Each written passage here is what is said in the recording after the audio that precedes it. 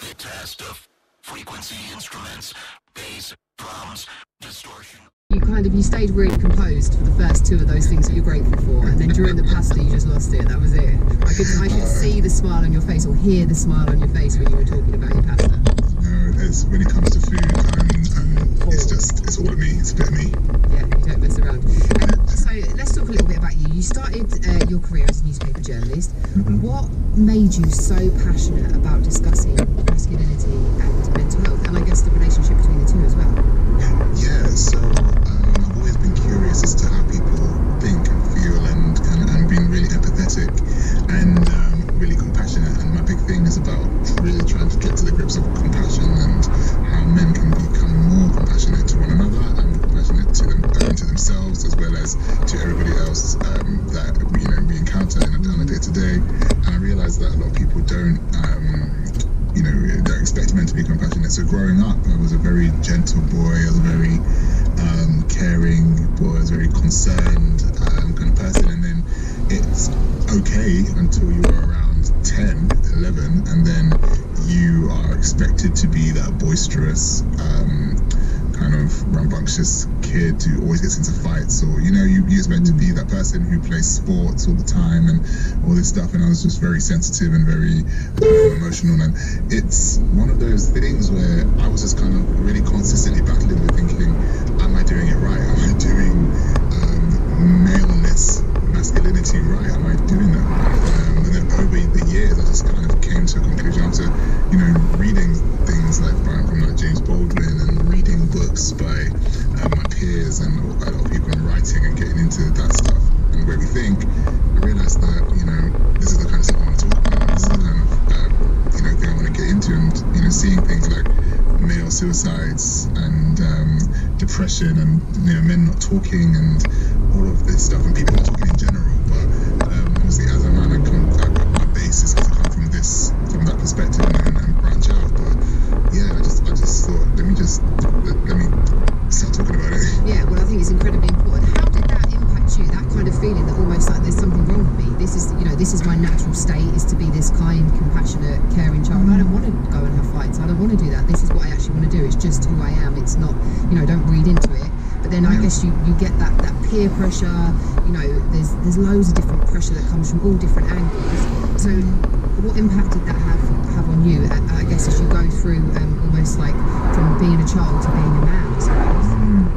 I mean, the pressures, I won't say how it impacted me. I mean, there were points in life where I reacted in ways I thought were the ways that I should react, and that means kind of interacting with people in quite harmful and harsh ways, and not being considerate. Like in a lot of different contexts of my life, I was kind of really taught to toughen up and be that kind of person, and I embodied a lot of that in a lot of different ways, and it just became this really unfeeling, cold kind of thing, and it wasn't me. It wasn't me. So it really impacted me quite a lot, because I was like presenting as one thing, and then like really feeling and kind of intensely brooding on the inside, and it was hard.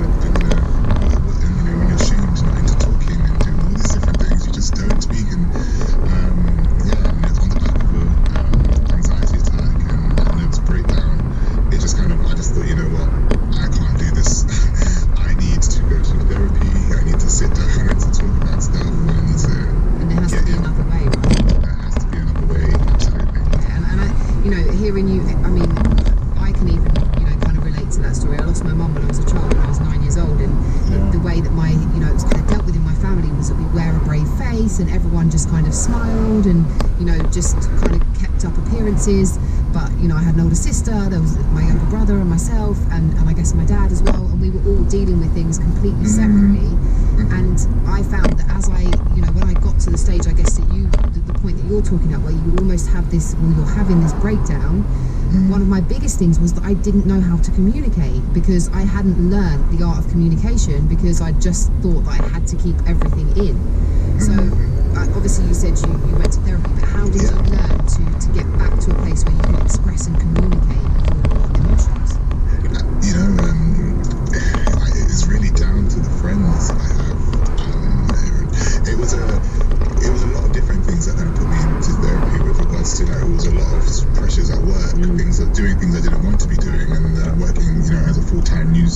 thought it was very stressful for me. And then it was kind of like the kind of, being very boundaryless and kind of like, and being super vulnerable, but really trying to kind of like have a particular insecurity and position in other people's lives, then I was attracting people as friends who weren't good for me. But then I think what this did, it kind of helped me whittle out who were the friends that were there for me, who were the family members that were there for me, and then who were the ones that, that were not. And I think that's when I became very secure in kind of like my relationships and started to really understand who I could speak to and who I could talk to and kind of get to grips with my core values. And I think that's one thing that therapy taught me, was how to establish my core values and set boundaries for myself, and just things that I understood that weren't too emotional, that wouldn't kind of like put me in harm's way, just kind of like, I know how I react to certain things, so I say, look, I'm not gonna go to that point past a certain level, so I think it was the friends I had around me that were supportive and really learning my core values, to answer your question succinctly. And that's kind of what helped you, and absolutely. She ended up having 9 children, was a single parent for most of that time, and she just talked about reading. She didn't even know why we should be reading. She just kept saying, read. And so I read. We weren't allowed out. We didn't go anywhere. We were told that if we didn't read, there'd be no way out.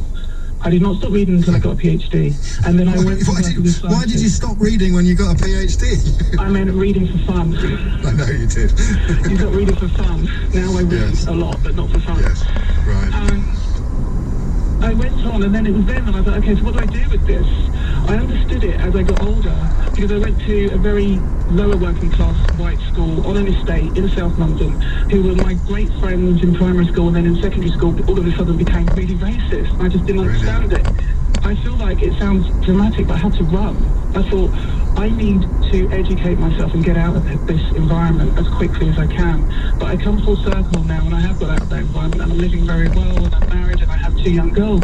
But then my youngest girl is going into secondary school, and she's lovely, and she's bright, and she's bubbly, and she's got great girlfriends and boyfriends, and they have great fun, and they're on TikTok, and she's homeschooling, she's doing really well.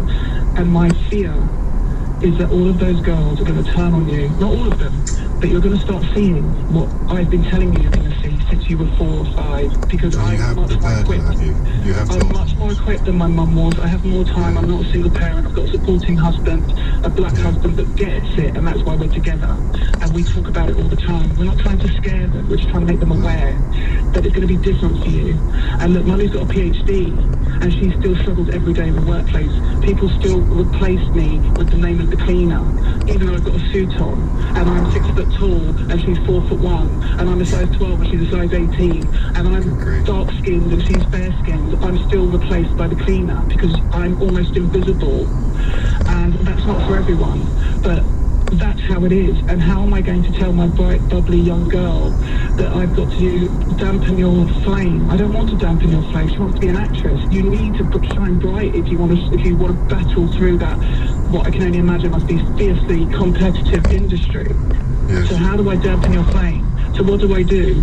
How am I going to equip these girls when they go out there and they face this? I've worked in America. I rushed home and I pursued my career in the UK because I couldn't handle it. The segregation I could not handle, and I was in Manhattan. So this is not the deep dark South. And in fact, as you rise up to upper echelons of society, as you would say, you're getting more successful in your career, it's so sinister, it's so deep, you can't even call it out. And the stress of not being able to call it out is sometimes worse than the man that just calls you the N-word walking down the street. I can handle that much easier. Yes, I can see that as well, of course. And these aren't, people say if someone says you've got a chip on your shoulder or all lives matter, it's to shut you down. Many of you wrote to us after that call praising Tanya for shining a light on these issues in such an articulate way. News of a successful coronavirus vaccine was a welcome relief for all of us, but this next caller was particularly delighted. Dean called Ian to tell him he'd been struggling with depression, but the vaccine news had helped him feel not just happy, but joyous. I'm all for the vaccine, and I think it's going to bring a new lease of life to us all, because we've all been stuck in this rut since March, and I'm going to be honest with you, I've been a bit down with depression, and as soon as I heard the news this morning that it's been authorised, I thought, brilliant, you know. And I'm going to be honest with you, I don't care if people are out there and they say they don't want this vaccine. At least that will get me up the list quicker. And I honestly want... No, I want it because, you know, I don't care what people say. I know someone who said to me last weekend, they said, Dean, if I don't get this vaccine, or if you don't get this vaccine, we could be stuck in our homes for the next 2 years.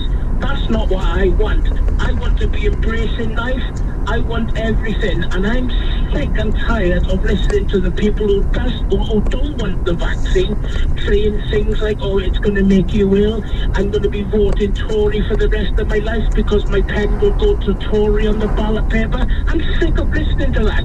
Let's get the vaccine. Let's praise the scientists. We had nothing in March. We're going, and hallelujah. Dean. This is when I had mental health issues. Yeah. I mean, I'm listening.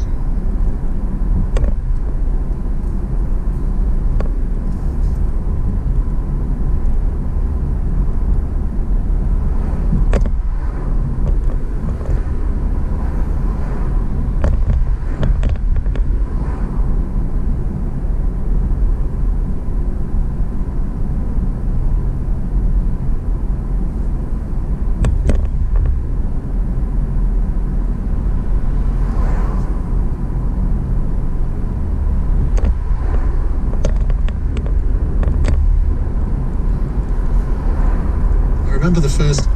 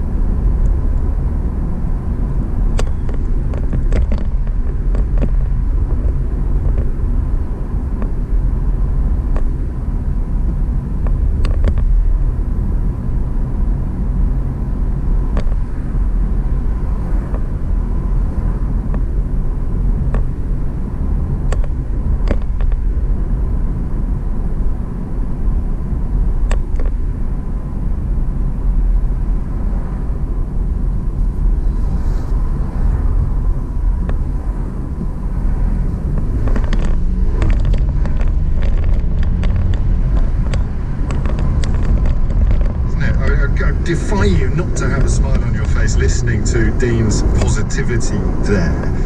Coming up, we'll be hearing more of your most memorable calls this year.